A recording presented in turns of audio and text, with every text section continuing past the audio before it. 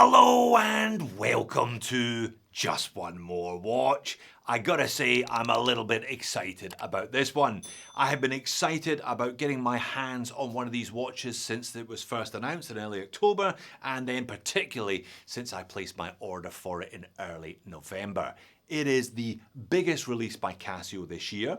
Arguably, it's the biggest G-Shock release since the Casio quite a few years ago, and undoubtedly it is the biggest upgrade for the square G-Shock in close to 40 years. Ladies and gentlemen, in this box I have a fresh from Japan Casio G-Shock GW-BX 5600 with MIP LCD display. Now, motion in pixel liquid crystal display technology is certainly not new. Indeed, Casio have been using it themselves in various other models for years now. And other brands are all over it as well. Check out this gorgeous MIP LCD on my Citizen JV1007. But this is the first time that Casio have used this relatively new technology in the classic square case.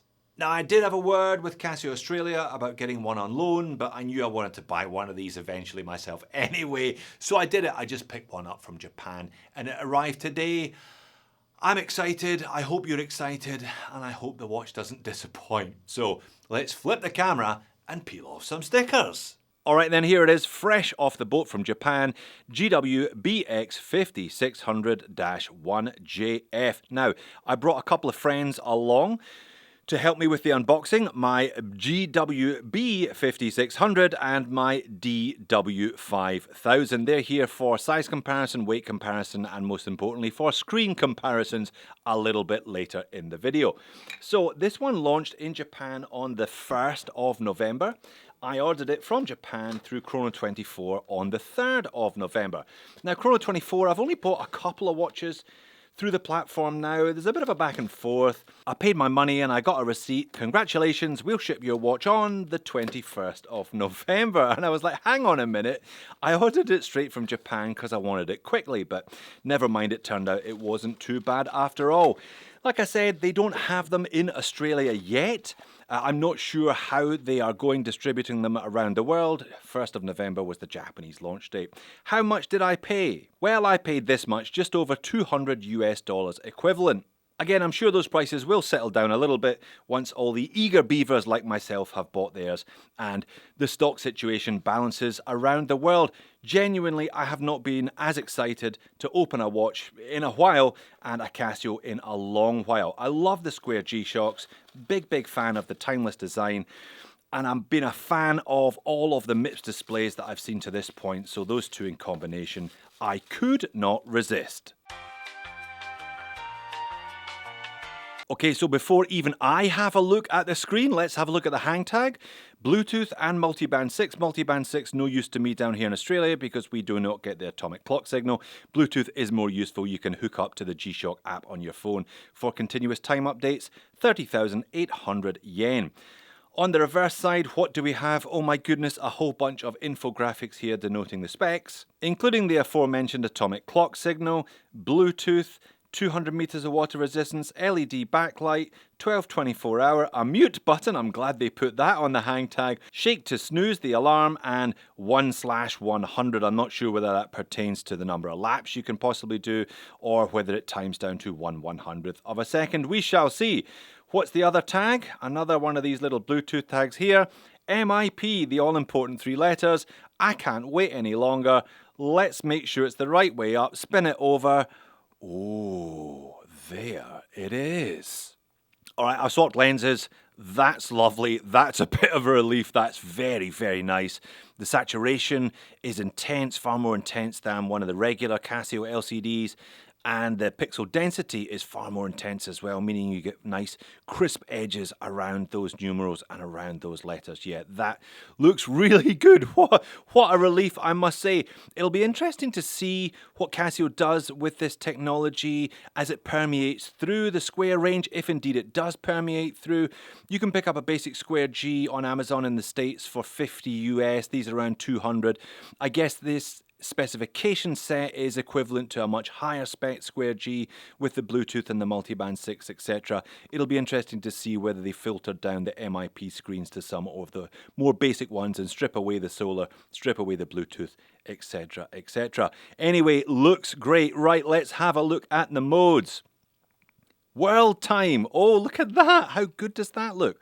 Let's see if we can cycle through some world time here. So Tokyo, UTC. All right, we got a couple there. We can obviously set those ones. Alarms, stopwatches. How nice does this display look? Let's go back to that stopwatch. It looked particularly good there. Oh, all of those zeros. Plus, you have that lovely feature where you still get the home time displayed in a box in the top right.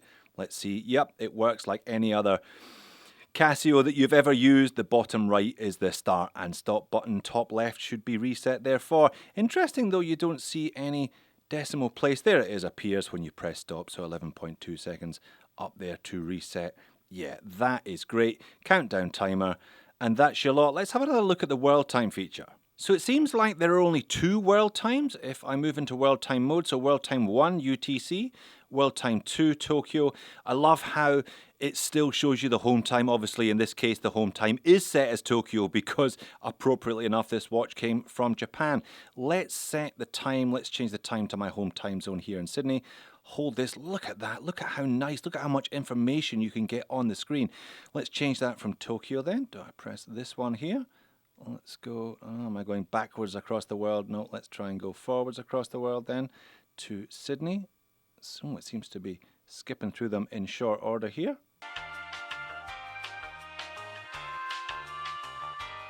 There we are. Sorry, I think I went backwards around the world twice, but we got there eventually. It is indeed 2 p.m. here in Sydney. Let me press that one again. And there we go. So, Tuesday, the 25th of the 11th, 2025, summertime is switched on. If I press this button here, oh, look at that. It gives me the possibility of showing a second time zone in that little info box in the top right, plus the day, the date, and the month in the top left-hand section. If I press it again, look at that. 2 different world time zones, 3 time zones displayed concurrently. Ladies and gentlemen, that is MIP technology at its finest here. However, I do find this one comforting. The big, thick black numerals and letters there. Tuesday, the 25th of the 11th. Yeah, I'm really enjoying this. It is ticking every box that I thought it would. Let's have a look at the rest of the features then. We kind of gloss past the alarm. It says alarm 1 there, so I presume it has a bunch of alarms. Yes, alarm 1, 2, 3, 4, and I believe there's a snooze alarm and a signal alarm, and that's it. One more push countdown timer. Yeah, stopwatch countdown timer, and we're back to home time. Let's have a look at that stopwatch again. Let's see if we can do laps here. Yep, there's 1 split, 2 splits, etc. Yeah, I mean, a basic stopwatch is probably enough for me. Start, stop, reset, but there you are, it does laps. Maybe it was 100 laps that it was capable of timing. Very, very nice indeed. Let's check out the backlight. All right, not so impressive. Really kind of murky, grey, and very low illumination backlight. Perhaps that's the point. Perhaps it's to give your eyes a bit of a relief after dark. I know the Citizen used a red backlight, but yeah, that's not nearly as impressive as every other electroluminescent backlight that I've seen on pretty much every other contemporary Casio, I'll be honest. And the case back appears to be one of the same standard stainless steel screw-on jobs that you get on all of the basic Gs. Alright, what I'm going to do, because I don't have the atomic clock signal, I always hook my Bluetooth Casio watches to the Casio app. You've got to enter the module number, which in this case is 3578. Let's hope that this model is in there. There we go, GWBX 5600, a brand new model, and it's still in there. This one is the positive display version. I will register it here and wait a couple of seconds. Alright, permissions, blah blah, sell my soul if pairing doesn't work. Hold down this button for 1 to 2 seconds. There we are. I got the double beep. I got a hold. It's even telling me it's connecting with a phone. I'll let it go. And, as if by magic, pairing complete. There you go. I should probably have done that rather than spend time setting the phone as I did earlier on, but there we are. Oh, and look at this. I've got a choice of fonts. Standard or classic. Let's see if it makes a difference. Send setting to the watch, standard font. Oh, look, it changes it. That's more like the ones that I'm used to. But I don't like it. I'd rather have the classic one. So let's see what else we've got here. There we go. It's got 3 bars of power. Obviously, it's solar powered. If pairing doesn't work, watch settings. Let's go back in at some of these. Oh, key sounds. I can turn those on and off. Off straight away. There we go, send setting to the watch, it'll update there. Yeah, nothing we haven't seen before apart from the ability to adjust the numerals. That is quite funky, switching the main font. All right, let's switch back to the classic font. So yeah, a little bit old school. I want the classic look, but I still prefer the classic font. Love it. I thought I was done there, but I did find one very, very useful feature for all the non-American G-Shock owners. You can swap the day of the month and the month of the year over.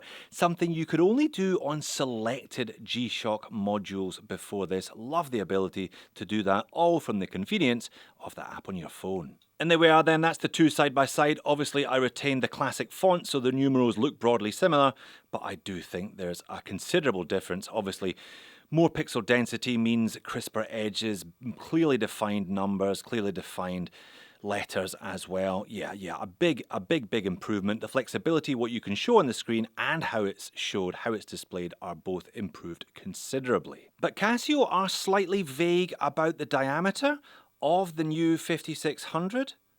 I get my old one measuring at 43.5. They say it's roughly similar to the classic case shape. Let's see how similar. Yeah, 43 points. Yeah, it's almost identical. If you were thinking that size would be a problem, it's not a problem.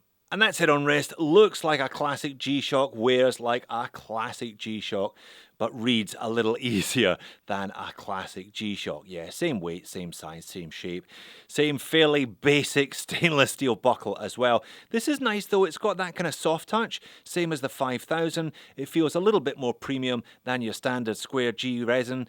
Probably should do given the price difference though. Do you know what else I think is going to be really good on these new MIP models? The negative display. I bought my last negative display Casio. I've tried a few times and they really don't quite have the legibility that I crave. I think they will be vastly improved. Perhaps not improved to the point that I'll start buying negative display watches again, but I think they will be a considerable step up on the standard LCDs. So very, very impressive then. Love this display, but with the same size, the same weight, the same kind of charm and character of the old one, particularly if you stick to the classic set of numerals. Why would you not buy one of these then? Well, really, that would come down to only one thing.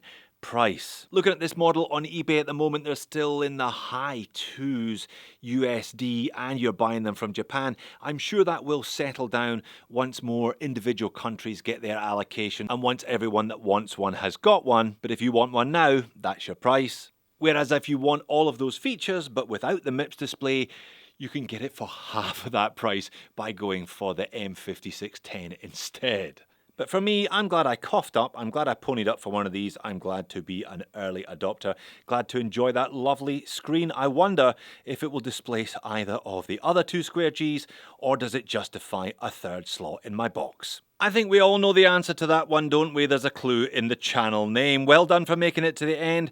Why not watch some more Square G content here or here? Thanks for watching this one. I'll see you over there.